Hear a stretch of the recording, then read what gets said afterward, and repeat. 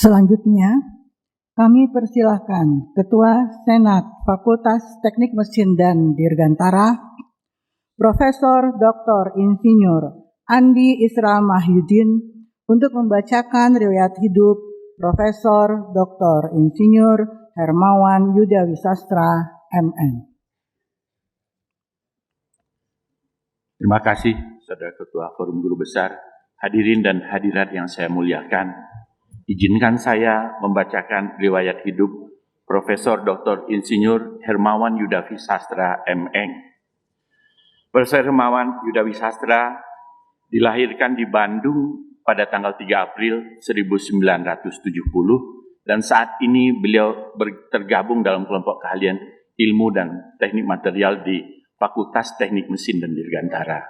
Beliau menjabat guru besar terhitung sejak 1 Desember 2024. Profesor Hermawan beristrikan Rai Aidasari dan dikaruniai 2 putra. Yang pertama Lutfan H. Yuda Wisastra yang telah beristri, Fania Ashifa, dan telah memberikan cucu Askara Yuda Wisastra yang karena jarak tidak dapat hadir bersama kita di sini. Berikutnya yang kedua Naufal M. Yuda Wisastra yang beristri Tatia Fadilah. Profesor Hermawan Yuda Wisastra memulai pendidikan dasar di SD Giki Bandung, melanjutkan ke SMP Negeri 5 Bandung, dan lulus dari SMA Negeri 3 Bandung pada tahun 1988, dan melanjutkan pada jurusan Teknik Mesin dan memperoleh gelar Sarjana Teknik Mesin pada tahun 1993. Pendidikan lanjut dilakukan di Katholieke Universiteit Leuven di Belgia dengan master dalam bidang Polymer and Composite Engineering di tahun 1996 dan doktor dalam bidang Metallurgy and Materials Engineering pada tahun 2002. Selesai pendidikan pasca sarjana, Profesor Hermawan kembali ke ITB, bekerja di ITB, dan sangat aktif membantu berbagai kegiatan di Departemen Teknik Mesin saat itu dari tahun 2004-2006 sebagai Wakil Ketua PHK 3 dan juga membantu program studi teknik material yang mulai ada pada saat itu. Tapi Profesor Hermawan baru diangkat sebagai dosen ITB pada tahun 2006 karena kebijakan zero recruit. Selanjutnya, sebentar sebelum kembali. Selanjutnya, Profesor Hermawan menjabat sebagai Ketua Program Studi Sarjana Teknik Material dan Ketua Badan Kerjasama Pendidikan Metalurgi dan Material, Wakil Dekan Bidang Sumber Daya FTMD ITB, Pelaksana Tugas Dekan FTMD ITB, dan saat ini adalah Dekan FTMD ITB. Bidang penelitian beliau adalah material terutama khususnya material komposit dan material hayati. Jadi material komposit hayati, beliau melakukan banyak sekali penelitian dengan publikasi internasional dan nasional lebih dari 80, 5 buah paten, 1 granted, 4 terdaftar. Dari berbagai topik penelitian tersebut, pendanaan berasal dari pendanaan luar negeri, nasional maupun ITB. Sebagai pengajar, Profesor Hermawan telah melakukan pembimbingan, menghasilkan lulusan 110 sarjana, 35 magister, dan 12 doktor. Dalam kegiatan pengabdian masyarakat dan layanan kepakaran, banyak sekali beliau sangat aktif sebagai tenaga ahli industri maupun sebagai instruktur pelatihan dalam bidang-bidang berkaitan dengan kepakaran beliau seperti analisis kegagalan, pengkajian umur sisa, inspeksi berbasis risiko, dan lain-lain dalam jejaring yang sangat luas dari industri oil and gas, petrokimia, energi, dan masih banyak yang lain. Profesor Hermawan juga telah memperoleh penghargaan Satya Lencana Karya Satya 10 tahun dari Pemerintah Republik Indonesia dan memperoleh penghargaan dari ITB dalam bidang pengajaran pada tahun 2023. Hobi Profesor Hermawan buat rute lari di Strava, tapi dalam kurung dulu Nah, mungkin ini ITB memberi terlalu banyak beban. Kemudian kuliner bersama keluarga, ngopi dan ngemil, selalu ada cemilan di FTMD. Dan nonton Netflix, mulai dari Blacklist sampai The Crown, dan tentu juga Gadis Kretek. Ibu dan Bapak yang saya hormati, demikian yang saya dapat sampaikan riwayat hidup Profesor Hermawan Yudhawistasa. Terima kasih. Berikutnya, kami persilakan Profesor Dr. Insinyur Hermawan Yudhawistasa M.Eng untuk menyampaikan orasi ilmiah.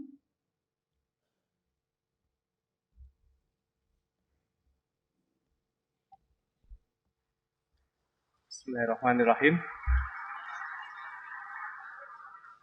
Yang terhormat Ketua Majelis Wali Amanat ITB atau yang mewakili, yang kami hormati Ketua Senat Akademik ITB,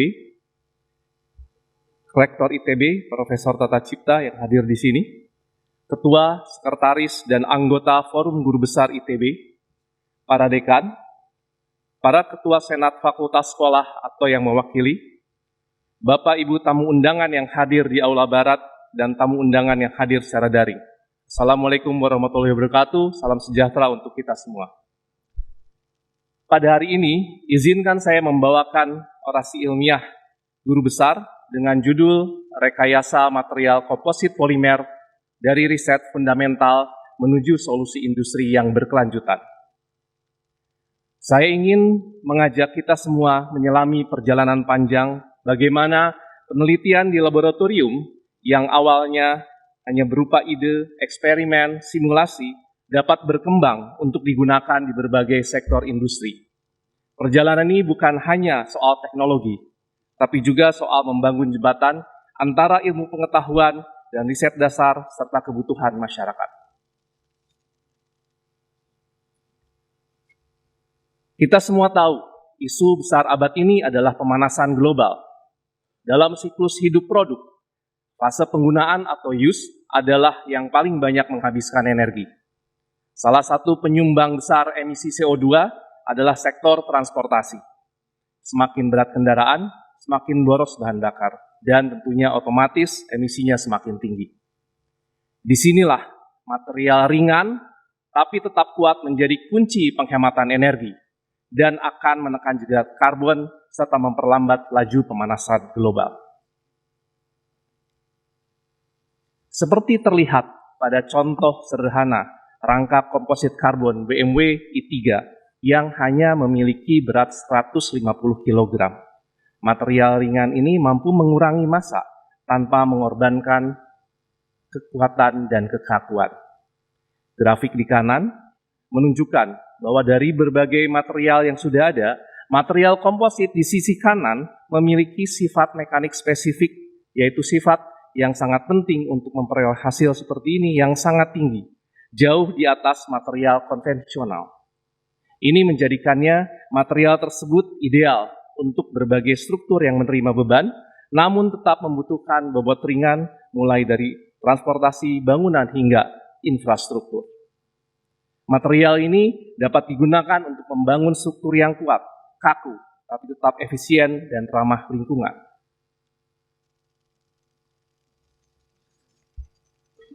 Komposit polimer adalah salah satu jenis komposit yang paling banyak digunakan karena relatif mudah dibuat, bisa dibuat di kondisi temperatur kamar.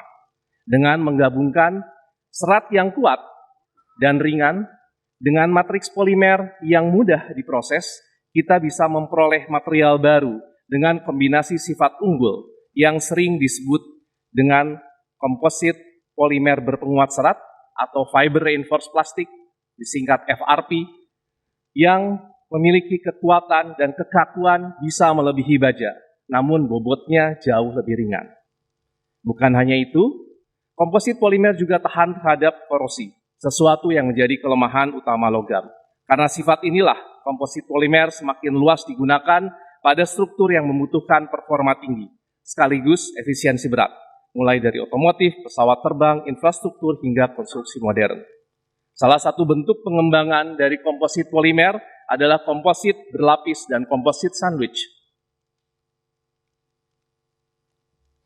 Komposit berlapis terdiri dari beberapa lapisan atau disebut ply serat yang disusun dengan arah yang berbeda dan bisa digabung menjadi satu lapisan tebal dengan sifat yang bisa ditentukan oleh matriks ABBD di sebelah kanan.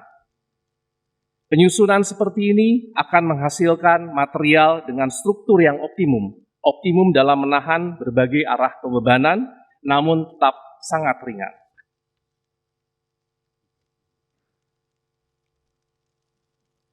Komposit berlapis, seperti yang tadi disampaikan, dapat dianalisis pada berbagai skala.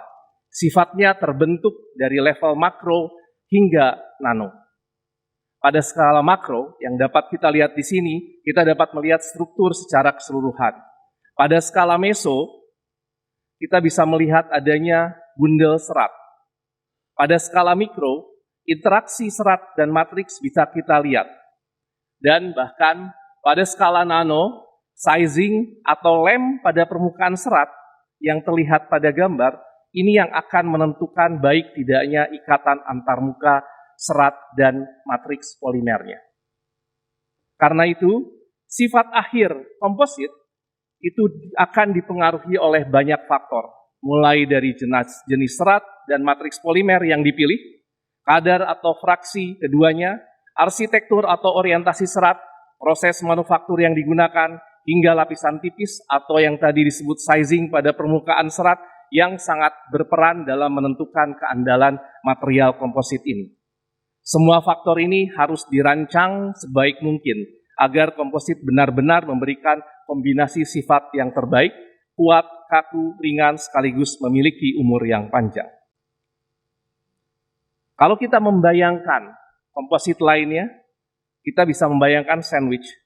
Ada 2 roti di sisi luar dan isi di tengah.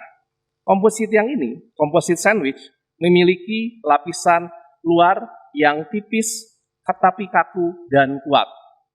Dan inti tengah yang tebal, tapi sangat ringan. Kombinasi ini akan membuat sandwich komposit ideal untuk panel struktur, bodi kendaraan, konstruksi ringan yang saat penggunaannya menerima beban lentur.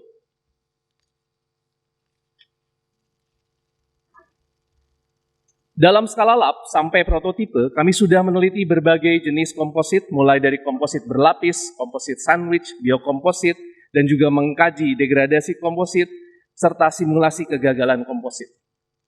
Semua riset ini berawal dari pertanyaan sederhana, bagaimana membuat material yang lebih kuat, lebih ringan, dan lebih ramah lingkungan.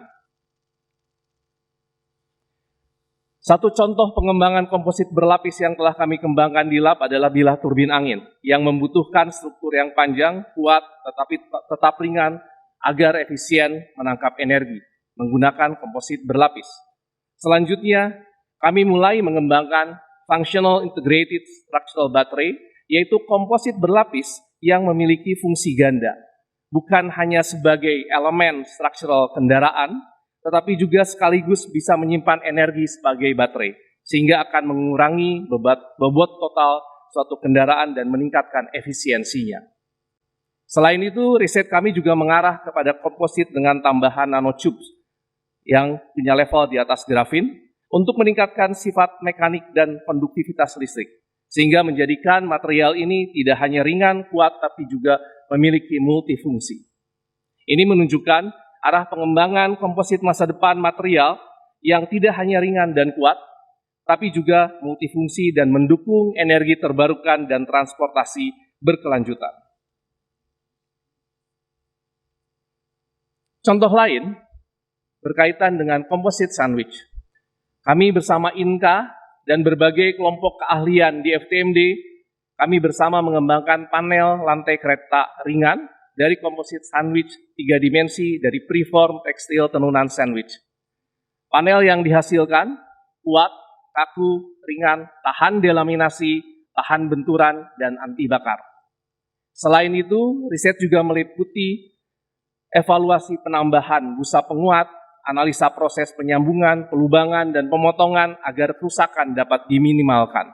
Hasilnya, material ini telah siap pada transportasi modern dengan performa dan keamanan yang tinggi. Sekarang kita membahas, saudara, ibu bapak sekalian, tentang biokomposit. Biokomposit adalah satu material yang digadang-gadang terkenal sebagai solusi komposit ramah lingkungan atau CO2 neutral composite. Komposit polimer ini telah kami teliti dengan memanfaatkan berbagai jenis serat hayati seperti kayu, kenaf, jut, kelapa, bambu, serat nanas, serat lidah mertua, serta matriks polimer yang terbuat dari singkong dan bengkuang. Hasilnya adalah material yang kuat, ringan, alami, dan terbarukan. Namun, hingga saat ini, biokomposit masih belum banyak digunakan secara luas di industri. Inilah tantangan sekaligus peluang yang kami coba jawab melalui riset yang dilakukan. Walaupun biokomposit menawarkan banyak keunggulan, tantangannya pun cukup besar. Pertama, sifat mekaniknya masih bervariasi, hingga sulit mencapai konsistensi. Kedua, biokomposit mudah menyerap air dan mengalami degradasi akibat lingkungan.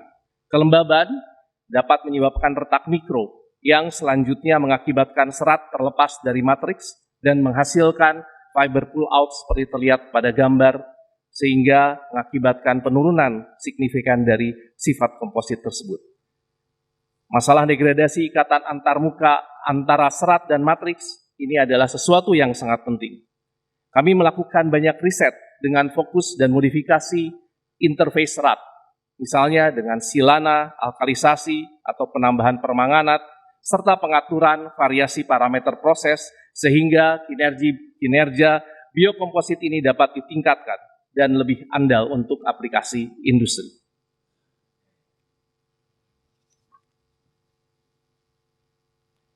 Selain riset eksperimen, simulasi juga riset kami difokuskan pada kajian mekanisme kerusakan dan degradasi komposit. Kegagalan komposit umumnya dimulai pada skala mikro, tanpa menunjukkan adanya perubahan dimensi. Namun, hal ini akan sangat signifikan terhadap penurunan sifat mekanik. Kegagalan bisa terjadi dalam bentuk putus atau tercabutnya serat, matriks yang retak, serat terlepas dari matriks hingga delaminasi di antara lapisan. Inilah yang membuat komposit berbeda dengan logam, di mana kerusakan komposit sering tidak tampak secara visual, namun terjadi penurunan sifat mekanik yang signifikan. Untuk itu, kami telah mengembangkan satu metode pengujian yang tidak merusak, NDT, berbasis ultrasonic pulse echo, yang mampu mendeteksi perubahan sifat elastis komposit secara non-destruktif. Melalui pengujian ini, kami bisa memantau degradasi komposit setelah komposit mengalami paparan lingkungan.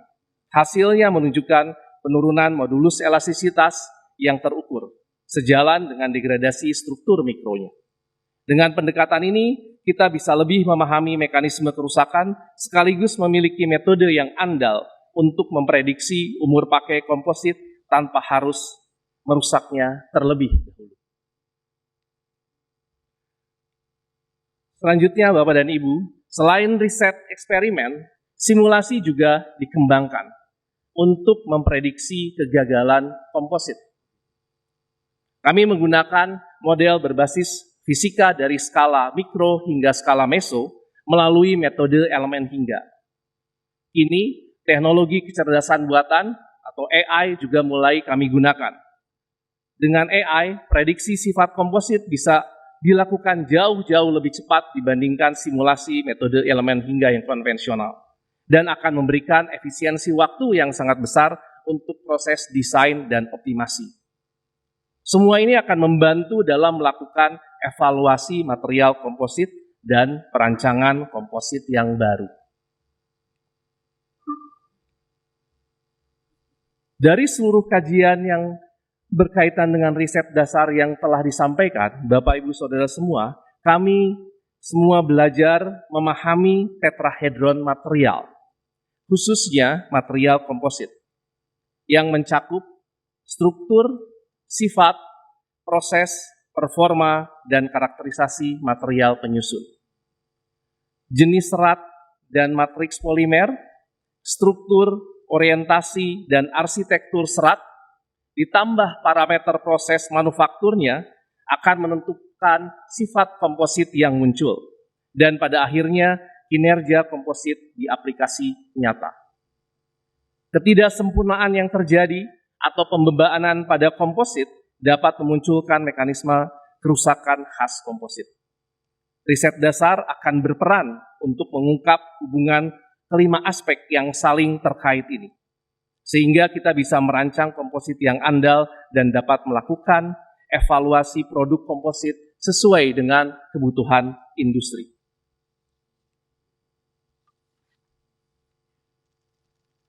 Dan yang lebih penting, hasil riset dan pemahaman mengenai material komposit polimer ini tidak berhenti di laboratorium.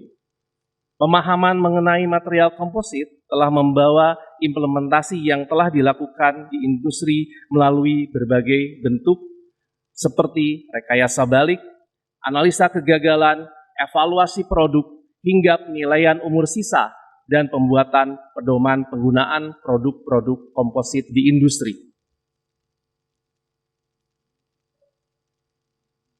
Rekayasa balik atau reverse engineering suatu produk komposit dapat kita lakukan melalui karakterisasi dan identifikasi material penyusun serta strukturnya. Gambar-gambar yang ada di sisi kiri menunjukkan contoh-contoh produk komposit yang telah kita coba rekayasa balik, seperti insulator rail joint pada rel kereta, rangka sepeda balap, sampai monofin untuk olahraga air, dan lainnya. Dari hasil karakterisasi, kita dapat mengetahui jenis seratnya, jenis matriksnya, arsitektur dan orientasi seratnya, urutan-urutan lapisan, hingga metode produksi suatu produk komposit. Pengetahuan ini akan sangat berguna untuk memperbaiki maupun mengembangkan produk serupa di dalam negeri, bahkan membuat inovasi produk yang lebih baik.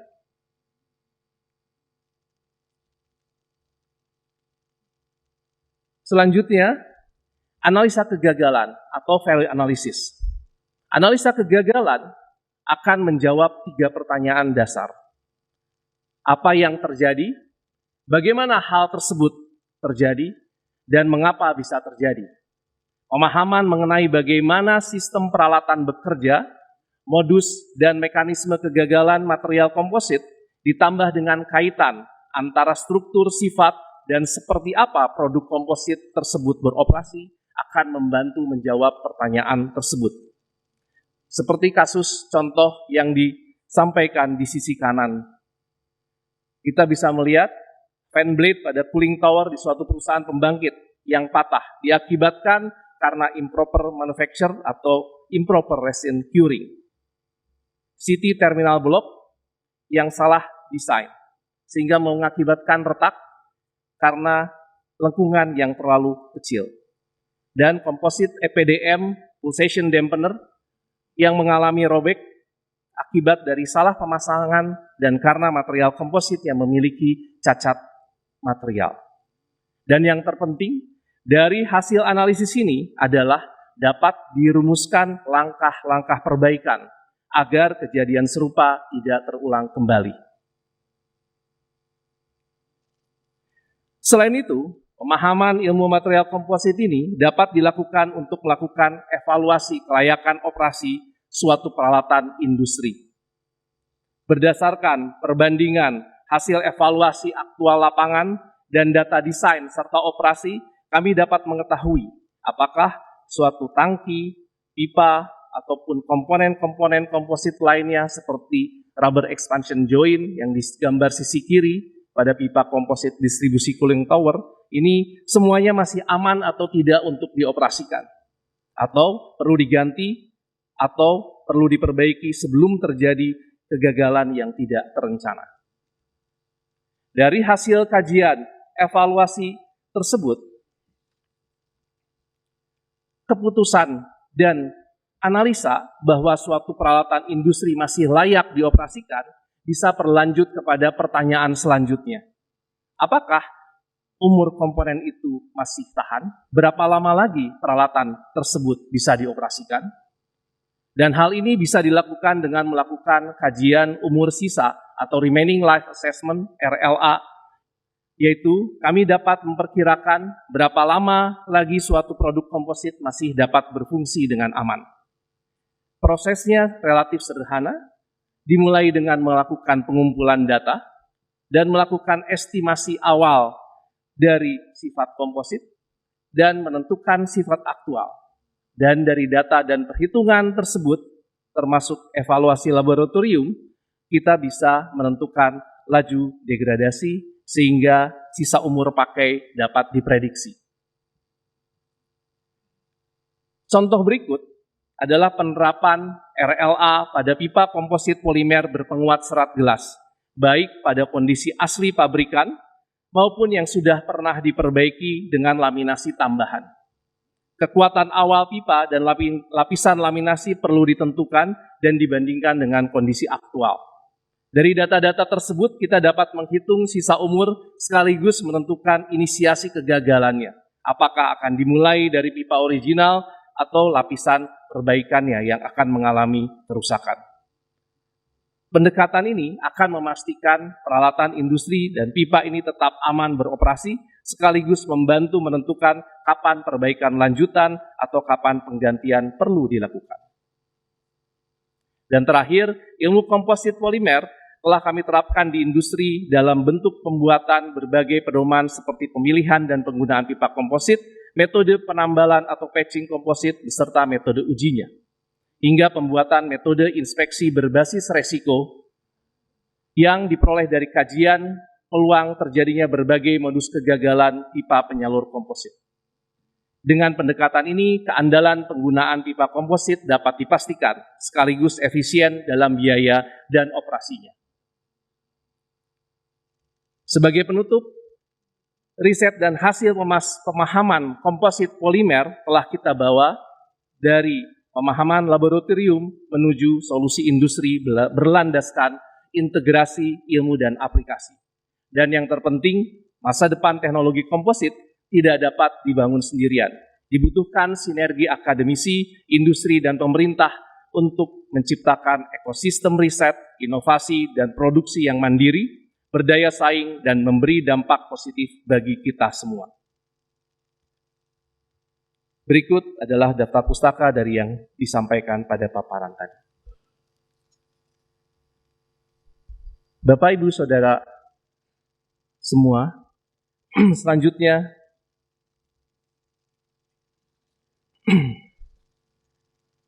alhamdulillah, segala puji bagi Allah Subhanahu wa Ta'ala yang telah memberikan karunia kepada saya hingga mencapai titik capaian ini. Dan saya mengucapkan terima kasih kepada pimpinan ITB, Senat Akademik ITB, pimpinan dan anggota Forum Guru Besar ITB, Senat FTMD ITB, kolega kakak ilmu dan teknik material, kolega dosen dan teknik FTMD, serta Sivitas Akademika ITB atas kehormatan dan kesempatan yang diberikan untuk menyampaikan orasi ilmiah ini. Terima kasih dan penghargaan tertinggi juga kepada para guru, dosen, dan pendidik atas ketulusannya dalam mengajar dan mendidik saya sejauh ini. Secara khusus, saya menyampaikan apresiasi dan terima kasih sebesar-besarnya pada pimpinan FTMD ITB periode sebelumnya, Profesor Tata Cipta dan Profesor Lafi Rizky Zuhal atas kebersamaannya selama ini, serta dukungan luar biasa dalam proses pencapaian jabatan akademik guru besar ini. Dan juga terima kasih kepada Dr. Dito dan Dr. Ferianto atas bantuannya dalam proses kenaikan jabatan guru besar ini. Saya haturkan terima kasih kepada para guru besar pemberi rekomendasi, Profesor Tata Cipta, almarhum Profesor Husaini Ardi, Profesor Anggraini Berlian, Profesor Bambang Widianto yang hadir di sini, Profesor Yanti Dewi Wulansari Sulamet Aryo Bimo, Profesor Inyas Verpus, Profesor Teguh Cahyo Widodo di Catholic University Leuven. Secara khusus, saya menyampaikan terima kasih sebesar-besarnya kepada para pembimbing dan mentor saya, Mendiang Profesor Marjono Siswo Suwarno, sebagai pembimbing yang selalu menanamkan integritas keilmuan, ketajaman berpikir teknik, dan orientasi yang aplikatif. Profesor Inyas Verpus sebagai teladan luar biasa dalam membimbing, mengembangkan ide, dan menanamkan semangat keilmuan yang terbuka dan berani. Terima kasih juga kepada almarhum Dr. Slameto Wiryo Lukito yang dengan penuh dedikasi telah membimbing saya memahami peran laboratorium sebagai jembatan antara riset dan kebutuhan industri. Dan terima kasih untuk Dr. Arif Basuki yang hadir di sini melalui diskusi-diskusi penuh maknanya yang seringkali memberikan pencerahan dan sudut pandang yang filosofis dalam menghadapi berbagai persoalan. Semoga segala bimbingan, teladan, serta inspirasi yang telah ditanamkan dalam perjalanan hidup, akademik, dan keilmuan saya dari para pembimbing dan mentor senantiasa menjadi amal baik yang dikenang, memberi keberkahan, serta membawa kebaikan bagi kita semua. Penghargaan dan terima kasih yang sebesar-besarnya juga kepada para senior, guru, dan guru besar di FTMD yang hadir di sini yang tidak dapat saya sebutkan satu persatu atas dukungan, teladan, serta semangat keilmuannya.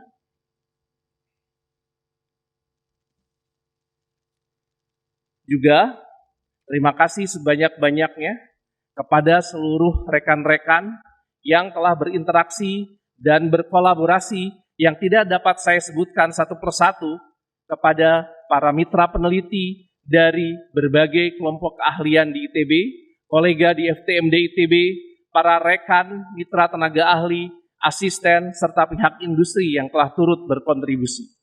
Dan juga kepada seluruh mahasiswa bimbingan dan para alumni teknik material yang dengan semangat kolaboratif turut bersama menjalankan dan mengembangkan berbagai penelitian dan pekerjaan layanan kepakaran.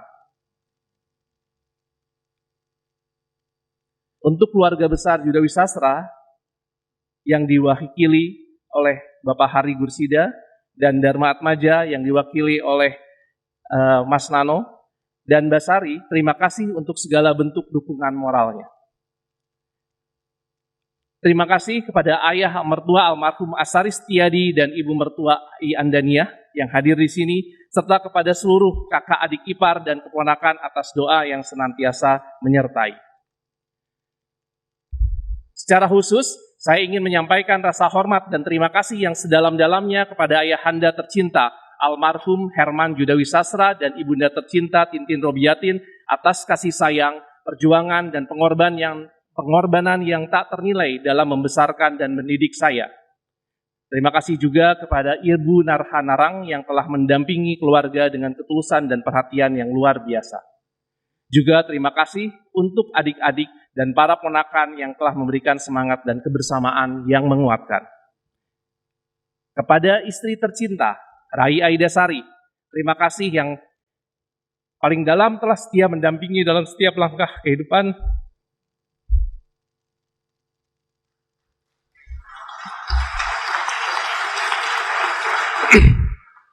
Dengan kesabaran, cinta, dan pengertian yang tak tergantikan.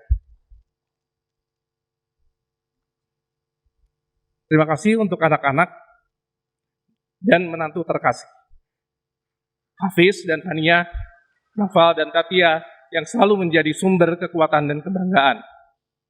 Terakhir, pada cucu tersayang, Askara Hamzah Yudawi Sastra, terima kasih telah menjadi penambah semangat. Terima kasih, semoga kita segera dapat berkumpul kembali dalam kebersamaan. Bapak, Ibu, Saudara semua, selanjutnya saya akan bacakan kode kehormatan Guru Besar ITB.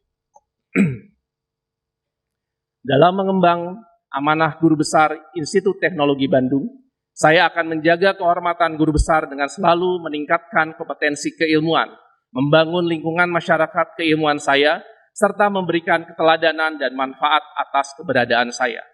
Untuk itu, saya akan selalu memegang teguh janji dan ucapan saya, mempertahankan integritas dengan menjaga kejujuran, kepercayaan, kebijaksanaan, keadilan, saling menghormati, bertanggung jawab, dan menjaga nilai-nilai ITB dan masyarakat.